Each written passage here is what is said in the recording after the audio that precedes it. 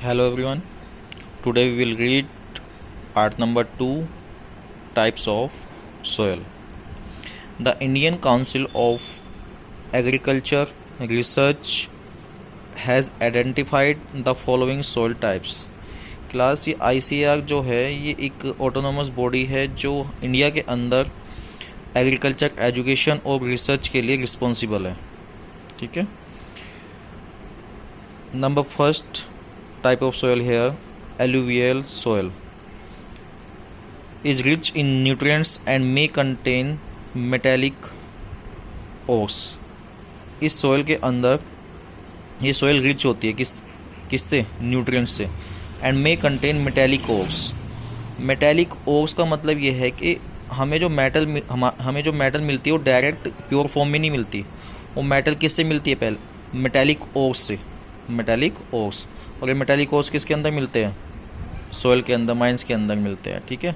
तो इस सोयल के अंदर न्यूट्रिएंट्स बहुत ज़्यादा होते हैं और मेटेलिक ओर्स भी इसके अंदर बहुत से देखने को मिलते हैं. ठीक है. This soil is formed in regions having streams and regions, rivers. ये सोयल हमारी उन प्लेसेस पे होती है जहाँ पे स्ट्रीम्स बहुत ज़्यादा हो और रिवर्स का फ्लो, रिवर्स बहुत ज़्यादा हो जहाँ पर. ठीक है ना. जहाँ पे स्ट्रीम्स और रिवर्स होती है वहाँ पर हमारी कौन सी सोयल देखने को मिलती है? Alluvial soil. This soil is light to dark in colour. ये हल्की गहरे रंग की होती है and is rich in potash humus. और इसके अंदर क्या क्या होता है? पोटास एंड ह्यूमस खाद होते हैं ये. ठीक है ना. ह्यूमस एक ऑर्गेनिक खाद होता है और ये पोटास आपका एक इनऑर्गेनिक होता है. ठीक है. Crops grown in alluvial soil are rice, sugar cane, cotton, jute and wheat. इसके अंदर ये डिफरेंट टाइप की क्रॉप्स ग्रो करती है. Number 2, black soil. Black soil is also called black cotton soil. क्यों कहते हैं इसको ब्लैक कॉटन सोयल? क्योंकि इसके अंदर कॉटन सबसे ज़्यादा ग्रो करती है अच्छी तरह. It is dark grey in black in colour. और इसका कलर कैसा होता है? Dark grey. And rich in calcium, magnesium carbonate and aluminium. इस सोयल के अंदर सबसे ज़्यादा जो देखने को मिलते हैं हमें एलिमेंट्स वो होते हैं nutrients, calcium, magnesium carbonate and aluminium. ठीक है. Crops grown in black soil are cotton, sugar cane, groundnut, rice, wheat and oil seeds. तो ठीक है क्लास. इसके अंदर सब ये हमारी डिफरेंट टाइप की क्रॉप्स ग्रो करती है, लेकिन उनमें नंबर 1 जो बेनिफिट मिलता है सबसे ज़्यादा वो कौन सी क्रॉप्स सबसे अच्छी ग्रो करती है? Cotton. Grade soil number 3, it is sandier and less clay. ये रेतीली होती है और लेस क्ले, मिट्टी नाम मात्र को होती है, इसके अंदर बहुत कम होती है. ठीक है. ये सैंडियर टाइप की सोयल होती है, यानी रेतीली टाइप की सोयल होती है. It is slightly acidic and does not retain moisture. ये एसिडिक होती है. ये सॉइल कैसी होती है? Acidic.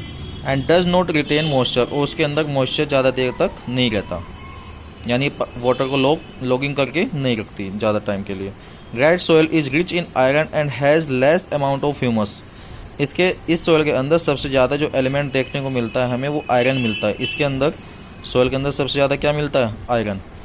And has less amount of humus. और इसके अंदर जो ऑर्गेनिक मैटर खाद होता है वो कम होता है. जब इसके अंदर ऑर्गेनिक मैटर यानी खाद कम होता है ऑर्गेनिक, तो इसके अंदर क्रॉप्स क्या होगी? अच्छी तरह ग्रो नहीं करेगी. Crops grow in red soil are ragi, groundnut, millet, tobacco, potato, rice, wheat and sugarcane. ये डिफरेंट टाइप की क्रॉप्स इसके अंदर ग्रो करती है. लेकिन number 4 type crop is here laterite soil. The word laterite comes from Latin word meaning brick. जो laterite soil word है हमारा वो किससे बना है? लेटिन लैंग्वेज के word brick. The word laterite comes from Latin word. जो हमारा लेटराइट वर्ड है वो बना है लेटिन के वर्ड लेटिन से. और इसका मतलब क्या होता है? Brick. It is brown to yellowish. इसका जो कलर होता है वो ब्राउन टू येलोविश होता है इन कलर. ठीक है. This soil is rich. इस सोयल के अंदर सबसे ज़्यादा क्या देखने को मिलता है? Rich iron and aluminium. And is used as a building material. जो लेटराइट सॉइल होती है ये बिल्डिंग मटेरियल के फॉर्म में यूज़ होती है, यानी बिल्डिंग बनाने में यूज़ करते हैं हम इसका, ठीक है। जैसे सैंड वगैरह का यूज़ करते हैं ना बिल्डिंग बनाने में, ऐसे लेटराइट सॉइल का भी यूज़ करते हैं। Crops grown in a laterite soil are coffee, cashew nut यानी काजू, rubber and coconut. Desert soil, जैसे नाम से पता चला डेजर्ट सॉइल, यानी ये रेतीली होगी, इसके अंदर ये रेत वाली सॉइल होती है ना।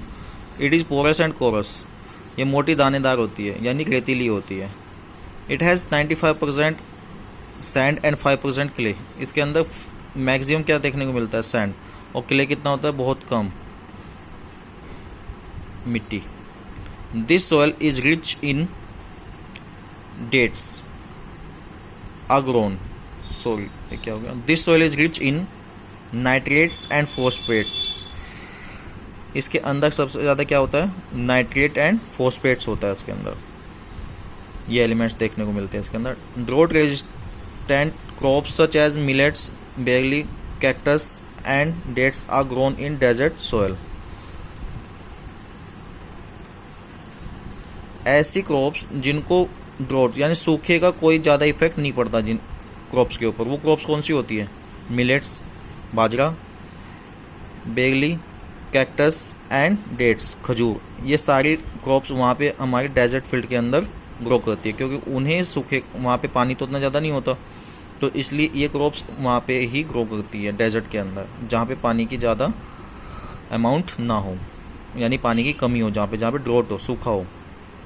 Mountain soil, it is mainly found in hill slopes, ये पहाड़ी ढलानों पे मिलती है। ये कहाँ पे देखने को मिलती है माउंटेन सोयल, पहाड़ी ढलानों पे। It is formed by deposition of organic matter, और एक बनती किससे है, ऑर्गेनिक मैटर के इकट्ठा होने से। ऑर्गेनिक मैटर क्या होता है, the dead and decaying matter, जो सड़ा गला प्लांट और एनिमल्स के डेड होने से, प्लांट के सड़ने गलने से, इनके सबसे इकट्ठा होने से जो मैटर बनता है उसको बोलते हैं हम लोग ऑर्गेनिक मैटर, यानी कि humus. It is rich in humus, इसके अंदर सॉइल के अंदर सबसे ज़्यादा क्या होता है, ह्यूमस होता है, काफ़ी ज़्यादा होता है। तो जब ह्यूमस ज़्यादा होता है तो इसलिए इसके अंदर क्रॉप्स क्या करेगी, अच्छी तरह ग्रो कर पाएगी। Crops grown in mountain soil R T, coffee, spices and tropical fruits. इसके अंदर ये डिफरेंट टाइप की क्रॉप्स हम लोग ग्रो कर सकते हैं, ठीक है। Under good management practices this soil can be profitably used for growing variety of agricultural, horticultural and plantation crops which can benefit the country economy। अगर हम लोग इसको गुड मैनेजमेंट प्रैक्टिस के साथ इस सॉइल का यूज़ करें तो इस सॉइल का बेनिफिट क्या मिलेगा, यूज्ड फॉर ग्रोइंग, तो इस सॉइल में एग्रीकल्चर अच्छी हो सकती है, हॉर्टिकल्चर बागवानी, यानी कि इसके अंदर फ्रूट्स, वेजिटेबल्स, रोज़ वगैरह की एग्रीकल्चर अच्छी हो सकती है इसके अंदर। एंड प्लांटेशन और ट्रीज़ का लगाना और ट्रीज़ की ग्रोइंग अच्छी हो सकती है अगर इसका हम लोग अंडर गुड मैनेजमेंट प्रैक्टिस करते हैं, यूज़ करते हैं, ठीक है ना। Which can be benefited the country economy, और उसका बेनिफिट किसको मिलेगा, हमारी कंट्री की इकोनॉमी को बेनिफिट मिलेगा, ठीक है। Okay, thank you very much.